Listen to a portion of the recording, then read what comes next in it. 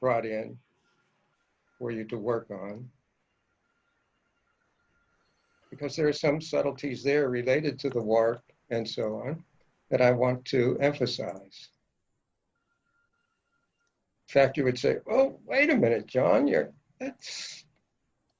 the building's tilted. Look at that, the building's tilted. I know. And I've also mentioned to you a number of times that I'm hand holding. Let me just show this to you. I'm hand holding, and in this case, I didn't stay in one same location. I moved a little bit as I was creating the panorama, which caused the building to be a little different.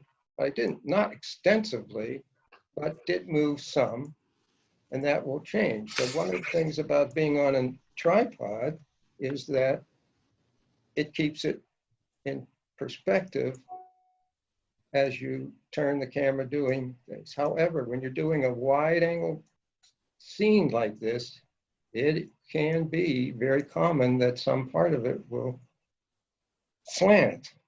And to your question earlier, I think it was whoever said, would you do changes to that? I could certainly straighten that building before, but first I would simply try automate, photo merge, reposition, add them, and see what it does for me. I must say that I know a lot about Photoshop, but I'm not a techie in the sense that the end result for me is the final image and how it looks, not how I got there. So there are 3 or 4 ways in Photoshop to do the same thing. And I tend to do the things that I know and can do them fairly easily and have the image come back for me. So why isn't this showing up here? Ah, there we go. So you see, it really did put it together, and I can straighten that building. So I will close these boxes, but I could have straightened that building before I did the panel. John, before you get in there, why did you use reposition versus auto when you brought him in to merge? Oh, it keeps them in a straight line. And I knew that that's how my images were, just from that reason, but you try the other things also. Okay. John, if you save as a TIFF, does that also save the history? No, only the layers. Is there a way to save the history? I think there is in Photoshop. I'll look that up for you because they've made some changes to that. Because like you, I experiment and I'd love to always capture the actual steps that give me what I wanted. Yes, I understand. Image, sorry. Flatten, layer, flatten image. Get the magic wand, click in the upper right white area, and I have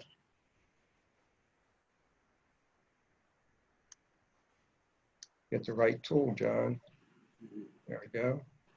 I have contiguous checked on. Click up there. Click in the lower right area, holding the shift key down. So I have both of those selected. Edit, fill, content aware.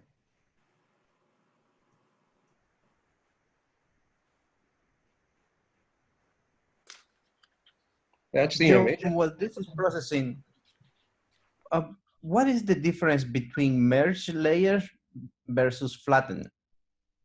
Merge layers, if you have multiple layers, if you stay with me a little bit and I'll show it to you, but let me explain it. If you had 4 or 5 layers and you wanted to merge just 2 of those layers, you would highlight those 2 and then merge layers.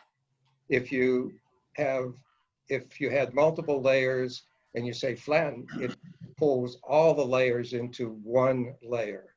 I'll show that to you later. Got it, thank you. I want to straighten the building a little bit. So it's been a while. want to edit, transform, warp. And here I want to take the lower one and bring this over. You see it's moving the foreground a little bit, but I want to move the building some. So now I grab that middle one and it moves the little building to the side. And I'll move this one just a little bit more.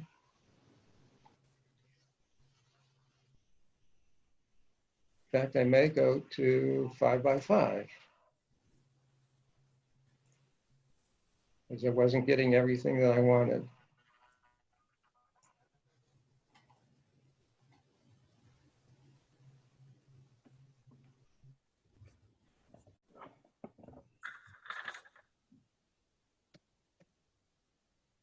And I've also realized that it is good at times to accept what you have, then come back and do it again. And you have better control over the subtleties of the areas that you're trying to merge. Okay.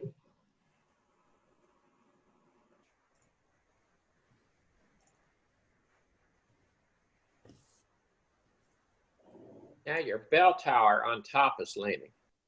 Yes, I see that. We'll get to that. Yeah, okay. And the first tree on the left.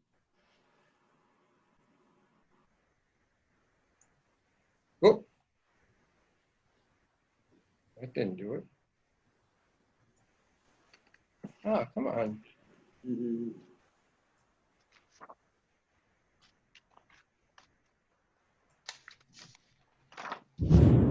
Holy crap.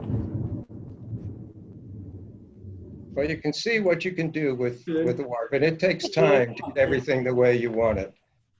Did you hear Like it? deselect. Now, the car in the lower right corner can be handled one of two ways. One is we could do a select all, edit, warp, and just take that corner and just move that stuff out. Oh, gosh. Script into it. That's one way, which I prefer, as a matter of fact, because it only affected the pixels in that area. Or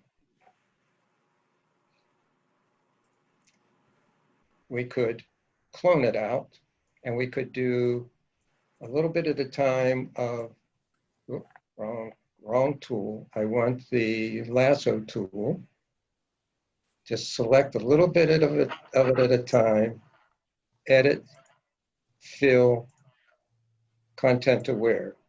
If you try doing the whole car at one time, it can get confused about what parts of the image you really want to do. Content aware. That's powerful too. So you can keep doing this for it. I like the warp where I just pull it right out of the Mhm. corner and don't worry about it. The third way, remember there's 3 or 4 ways to do the same thing in Photoshop. The other way would be to clone it out. You can use the clone tool and pick up some of these areas and just start cloning.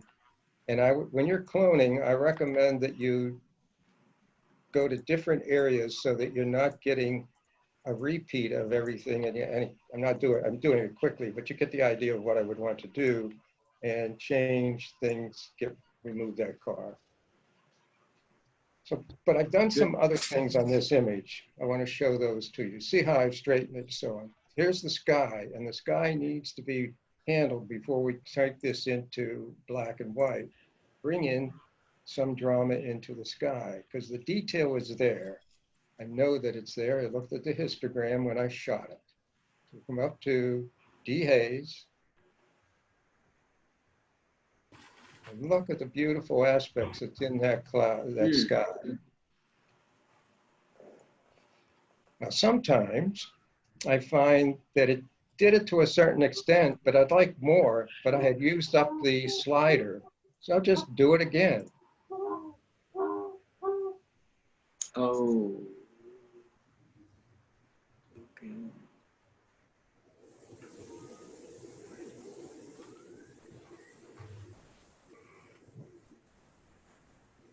Keeping in mind that I want to make this a black and white, tones are so important.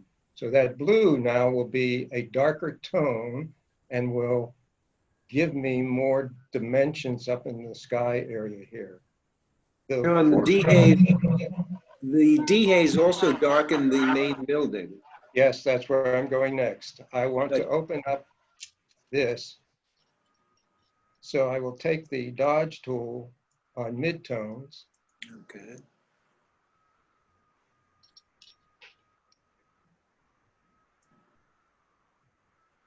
Cool.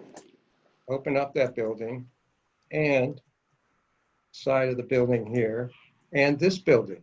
Yes.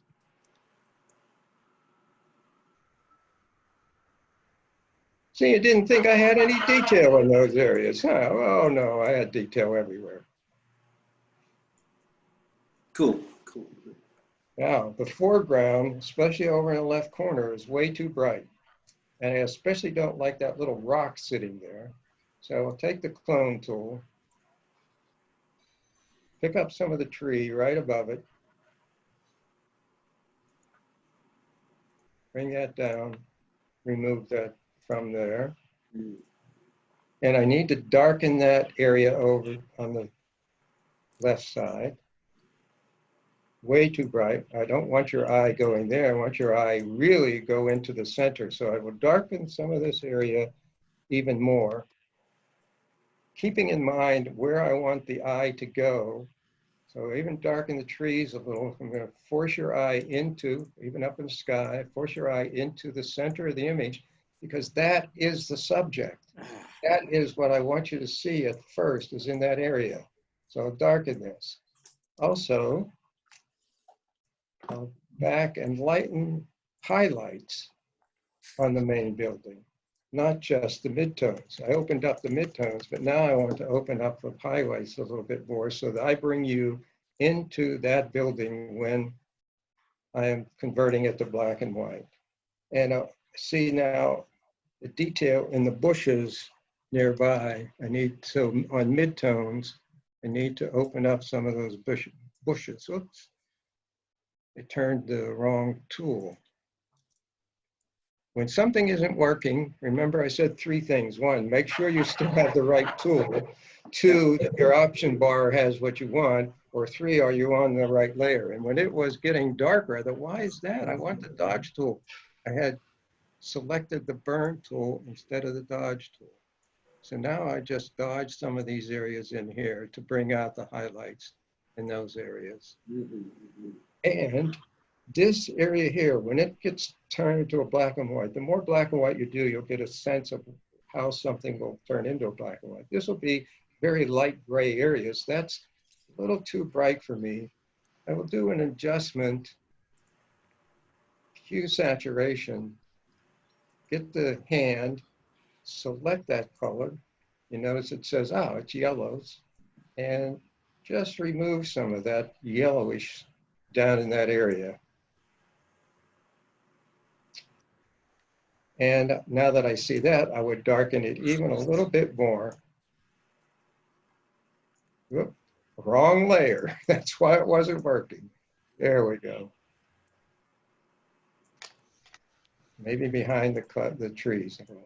That's looking very good. Let's now merge these 2 layers because I want to take it into a single layer into Nik Silver Effect Pro. So you asked before, if I select both of these layers and layer, merge layers, in this case, I could even flatten it, but merge layers, it puts them both together. We will now go to Nik Silver Effects Pro 2.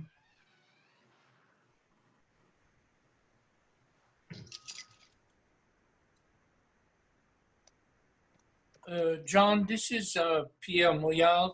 Is that software you just described, Silver Effects Pro 2, is it part of Photoshop or do you have to acquire it? You need to acquire it. It's called dxo.com, Yes, dxo.com, and this package is called NIK software within DxO, and yes. DxO has a new version of it also. So if you go to their website, you'll see what they have. So this is But a plugin. you have it automatically is added to the Photoshop? It's a plugin to Photoshop for me. Okay, okay. So like if you buy the software and you go in, when you want to transfer into black and white, you will find the Silver Effects Pro 2 included. If you buy the DxO package, yes. Yes, sir. Yes, sir. Okay, thank you.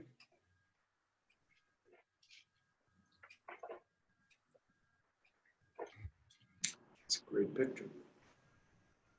There's a black and white. I may even do some additional enhancements. Let's try adjustments, levels, and darken just the midtones a little bit. Ah, that's very nice. And get the burn tool on midtones and address the sky. Just a little bit on the sky, raise the exposure up a little bit. And the trees. Again, I want your eye to go to the building. So I tend to do the darkening first so that when I do the highlights, they stand out better. If I try to do the highlights, I tend to overdo them, and then the darkening makes them seem even worse. Anyway, say it. But let me show you the difference of how I want your eye to go into this image.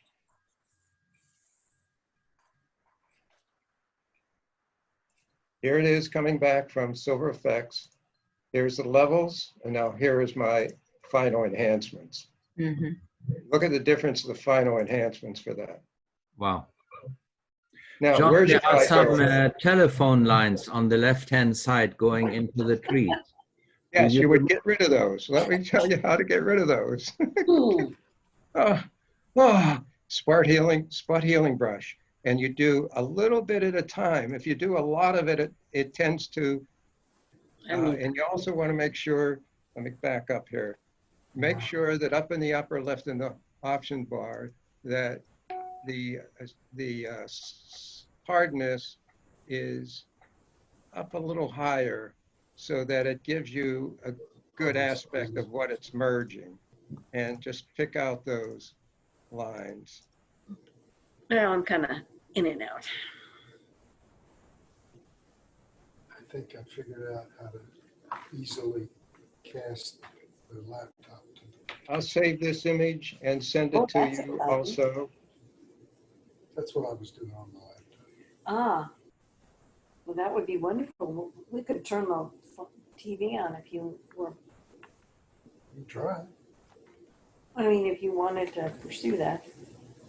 I just turned it off because I turned off the sound too. Okay. Okay, go in and push your, I don't need this. Ah. Go to your laptop.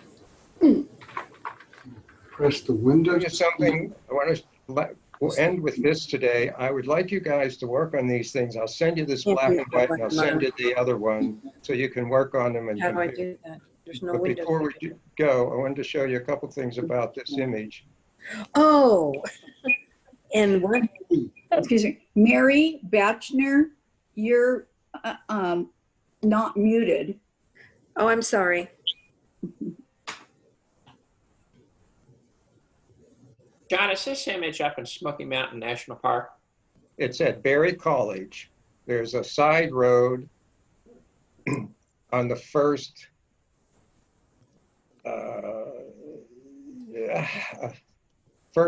you go away from the campus, and on that road going away from the campus, there's a first road to the left, there are stables, and you continue down that road, and this old school is there. So Okay. I converted, first of all, here's one image, here's the color. I also used in my volume 8, change a autumn scene, change a spring scene to an autumn scene. So I took this image and changed it into an autumn scene.